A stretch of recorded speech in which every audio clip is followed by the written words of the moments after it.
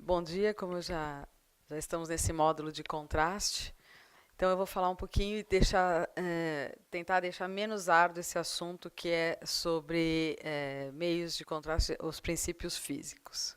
Primeiramente, é importante sabermos o que faz de um agente um contraste em ultrassonografia, né? Então, primeiramente, nós necessitamos de partículas que ajam como refletores, aumentando o número e intensidade das interfaces, sendo então eco-realçadores, cujo principal objetivo é potencializar a propriedade dita espalhamento acústico responsável pela formação da nossa imagem ultrassonográfica. Atualmente, os contrastes ultrassonográficos já são uma realidade no diagnóstico dessa brilhante ferramenta que nós temos em mãos. E, devido a dois fatores, foi possível deixar realidade nesse cenário. A partir de 1985, houve uma grande evolução dos próprios meios de contraste e, então, em 96, nós tivemos uma grande evolução dos equipamentos softwares em ultrassonografia, o que permitiu ter, então, uma maior amplitude nesse cenário de contrastes ultrassonográficos. Nós passamos por algumas gerações de contrastes, e desde bolhas de ar, que eram, então, colocadas na corrente sanguínea, passando por bolhas de ar encapsuladas e depois, atualmente, que nós temos o contraste de segunda geração, que na verdade seria o de terceira geração, que tem uma melhor propriedade acústica, porque tem um peso molecular maior e também isso permite uma maior persistência e estabilidade na corrente sanguínea.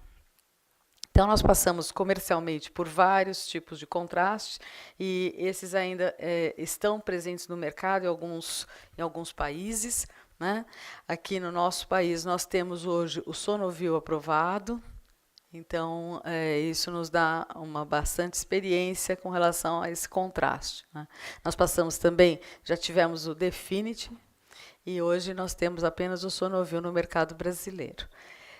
Em paralelo, nós tivemos, então, como eu disse, uma grande evolução nos softwares e nos equipamentos ultrassonográficos, desde a imagem harmônica, que já ajudou bastante, até a harmônica com o pulso invertido em 99, que permitiu, então, uma imagem de perfusão em tempo real e também da microvascularização. Então, um bom contraste para nós deve ter uma meia-vida adequada para realizar o exame, com ajuste do diâmetro da bolha também, que permita a passagem pelos capilares pulmonares, mas que não rompa essas bolhas. Uma toxicidade baixa, uma grande estabilidade durante o exame, com metabolismo rápido e excreção fácil, e que permita uma dupla administração, tanto em bolos quanto em infusão desse meio de contraste. E também que tem a propriedade de modificar as características acústicas do tecido. Como eu disse, dentro das características do contraste, é importante que essa microbolha tenha um diâmetro suficiente para passar a barreira pulmonar, mas não tão pequeno, de modo que se evite o colapso dessas bolhas, né? Então, a bolha deve passar por esses capilares tão pequenos quanto esses pulmonares aqui.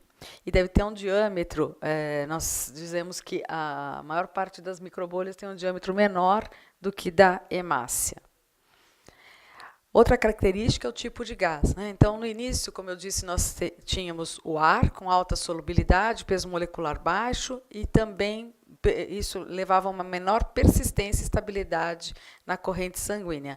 E evoluímos para gases pesados dentro dessa bolha, né, o conteúdo da bolha, que tem uma solubilidade mais baixa, um peso molecular alto, permitindo maior estabilidade na corrente sanguínea. Entre esses gases, os que mais são usados, fluorocarbonados e perfluorocarbonos também. Outra característica importante que aumenta e prolonga a meia-vida da bolha é a cápsula. Então, a cápsula, nós podemos ter cápsulas de albumina, de fosfolípidos, que são os mais utilizados, açúcares e os biopolímeros. E assim nós temos vários tipos de contraste em uso comercial, né? E hoje, aqui no Brasil, como eu disse, nós temos o Sonovil. Passamos por vários várias fases aqui no Brasil, né? Então, tivemos primeiramente a aprovação do Levovist em 98, que logo foi retirado no mercado brasileiro. Depois tivemos o Optison e o Definity, né, até 2009. Depois tivemos uma lacuna aqui de 4 a 5 anos sem contraste comercial. Então, nessa época, nós só tínhamos o PESDA, que era manipulado dentro do hospital e para uso interno, com uma vida pequena, né? Nós tínhamos até 10 dias para utilizar esse contraste. E depois passamos para o Sonovil, em 2013, que foi aprovado, né? E entra no mercado, comercializado a partir de 2014. Então, ainda estamos com uma experiência pequena de 3 anos com esse contraste no nosso mercado brasileiro. Nesse período, nós tivemos várias demonstrações, um período de aprendizado, também de como utilizar o contraste. E no Brasil, nós temos essas indicações pela Anvisa, que é o nosso FDA, né? Então, ele está aprovado para ecocardiografia, para Doppler da macro e da microvasculatura, né? Então, na utilização em macro e microvasculatura, indicações principalmente, formalmente indicado para fígado e para mama. A administração desse meio de contraste é feita em veia periférica, de preferência no antebraço, usando uma torneira de 3 vias. A quantidade do contraste dependerá do tipo utilizado, o tipo de contraste, e também em função do peso do paciente. Após a injeção desse contraste, se faz 10 ml de soro fisiológico em bolos para empurrar esse contraste, porque, em geral, o contraste é uma pequena quantidade. E a agulha utilizada deve ser a agulha de 18 a 20 gauss, de não mais fina do que isso, para que não tenham problemas de rompermos as microbolhas. O Sonovil da Bracco, ele tem, o gás dele é o hexafluoreto de enxofre, a cápsula é de fosfolipídica, e nós utilizamos, em geral, na dose de 2 a 2,4 ml, que pode ser repetida numa segunda dose. Então, como eu já disse, é feita da mesma maneira, com a torneira de 3 vias, a aplicação em bolos, e ele já veio meio que preparado, é muito fácil, porque ele não precisa de um vial mix. Então, é só agitarmos, diluirmos a substância que vem liofilizada e diluirmos com soro fisiológico, que já vem o kit completo para se fazer essa mistura e aplicação. O equipamento ele deve ter um índice mecânico baixo. Esse índice mecânico é conhecido na tecla, pode ser regulado nessa tecla output do aparelho. Então, nós utilizamos, em geral, até 0,8 para essa função de contraste. Nós devemos ter harmônica de pulso invertido, aparelhos de preferência mais sensíveis, e também esse equipamento, com todo esse software, vai permitir o mapeamento do contraste em tempo real.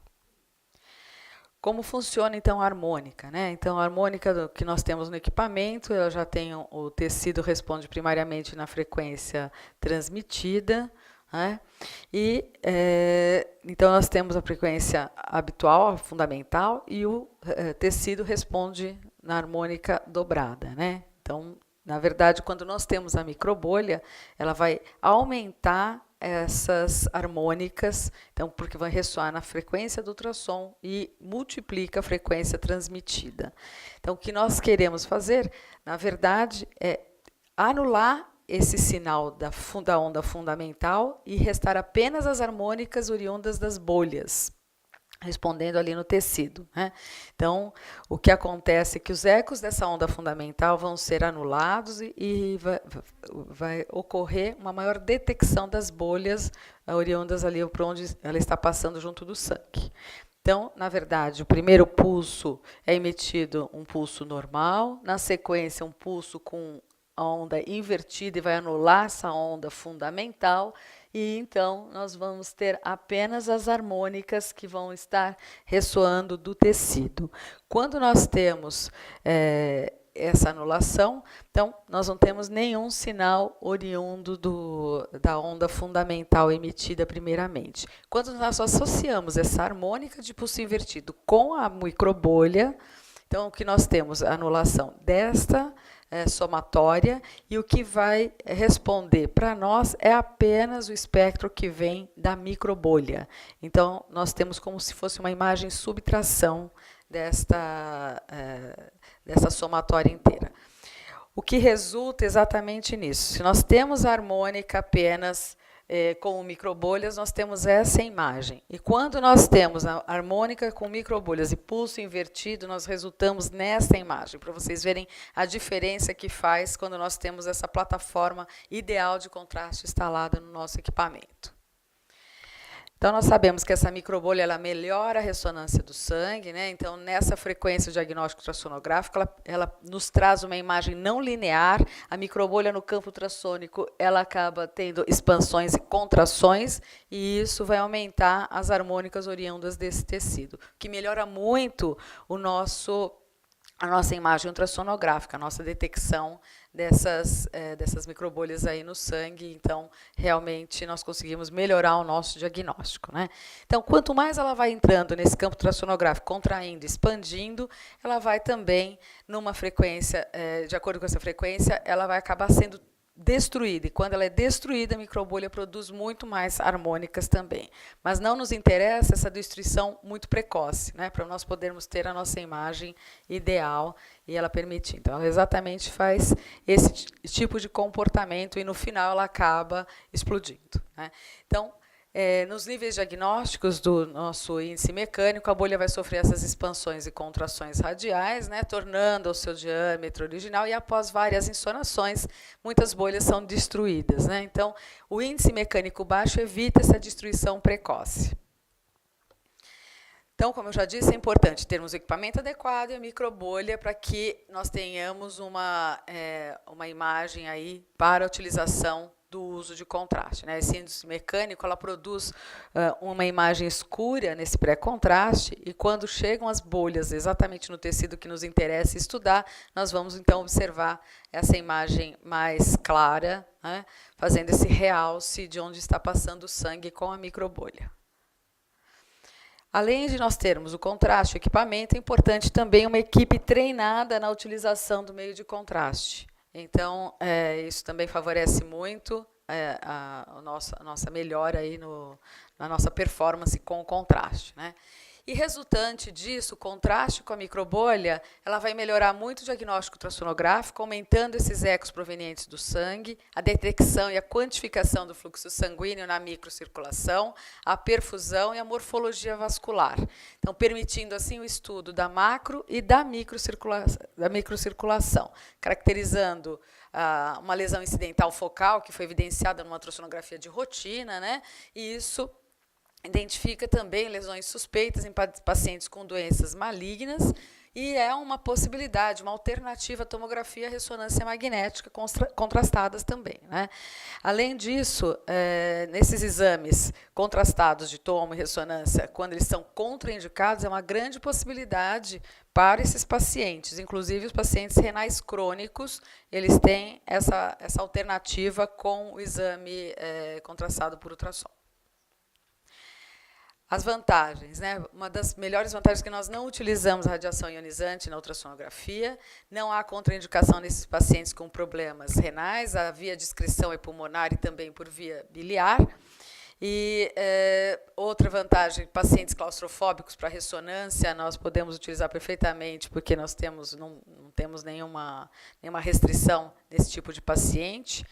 Os efeitos colaterais do contraste ultrassonográfico são muito relativos e pequenos, pode ser utilizado à beira do leito ou também em centro cirúrgico, principalmente quando se está fazendo ablação por laser ou radiofrequência. Nós podemos utilizar o contraste ultrassonográfico no mesmo tempo do procedimento para saber se há uma lesão residual ou não, e no mesmo tempo já proceder e complementar esse tratamento.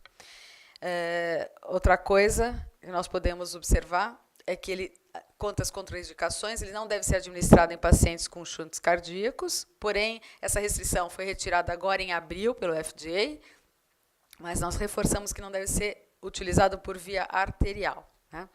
Também, 24 horas antes de um procedimento de litotripsia extracorpórea, ele não deve ser utilizado.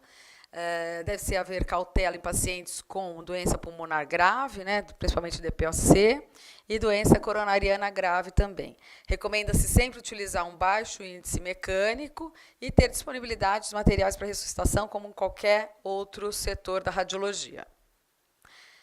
Dentro dos efeitos colaterais, os mais frequentes são cefaleia e dor lombar, né? Às vezes os pacientes podem sentir náusea, mas é muito pouco comum ter qualquer manifestação. O tratamento é do sintoma, né? E é pontual. E depende muito do contraste e da forma de administração, né? Então, cada um desses contrastes, que são mais largamente utilizados hoje no mundo, tem um tipo de reação. Então, o Definity dava mais dor nas costas, o Sonazoid eu não tenho muita experiência, na verdade não utilizamos aqui no Brasil, é mais na Ásia, e o Sonovil, nós não tivemos nenhuma reação com o Sonovil, já estou usando o Sonovil há 4 anos. As aplicações clínicas são inúmeras, né, desde o estudo do miocárdio, que foi uma das primeiras aplicações, até a identificação e caracterização de lesões focais hepáticas, renais, esplênicas na mama.